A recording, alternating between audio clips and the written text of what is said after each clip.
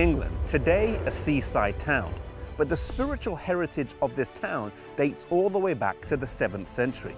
In 656, the abbey was founded by Abbess Hilda, and in 663, the Whitby Synod was held here between the leaders of the Celtic Church and the leaders of the Catholic Church, and it was not without confrontation.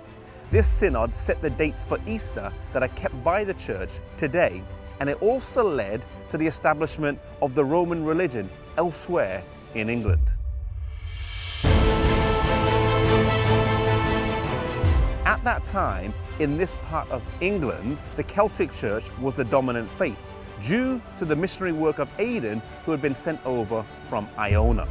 These people were Bible believers, they kept the Sabbath, and they did not recognize the papacy as ruler in spiritual affairs.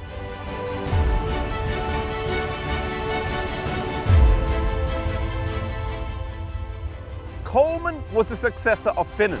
Finan was a successor of Aidan, who originally started the work here in England. And Coleman had only been working for 3 years when the Council of Whitby was called. He had a couple of things against him. Firstly, that he had only been working for 3 years.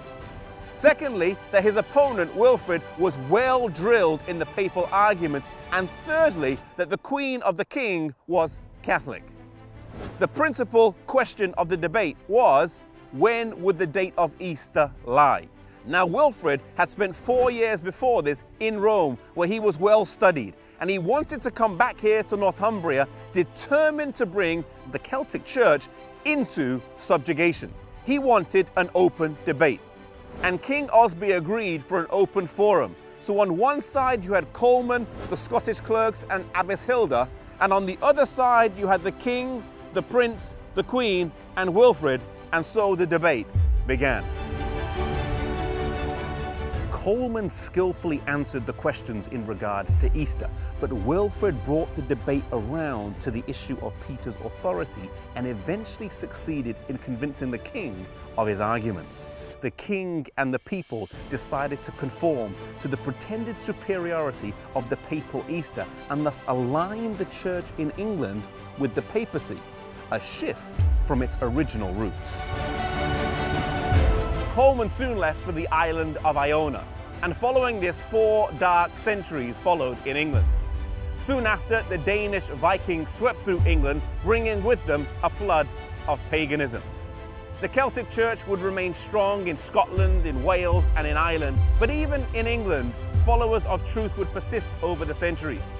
The seed sown by Aidan, Finan, and Coleman would continue, so that when John Wycliffe began his marvelous revival centuries later, his followers are thought by some to be those who maintained from generation to generation the doctrines of Aidan. One thing we learn here from the Council of Whitby is that though the cause of God took an apparent defeat, we have to remember that we're living in a great controversy where there's a battle between truth and evil. And like in the words of the song, Once to Every Man and Nation, where the words go, though the cause of evil prosper, yet 'tis truth alone is strong. Sometimes in our life or in our work, it can look like the cause of God is taking a beating. It can look like the cause of God is suffering. Yet we need to remember that we're living in a great controversy. There's a battle between truth and error, between right and wrong, between God and Satan.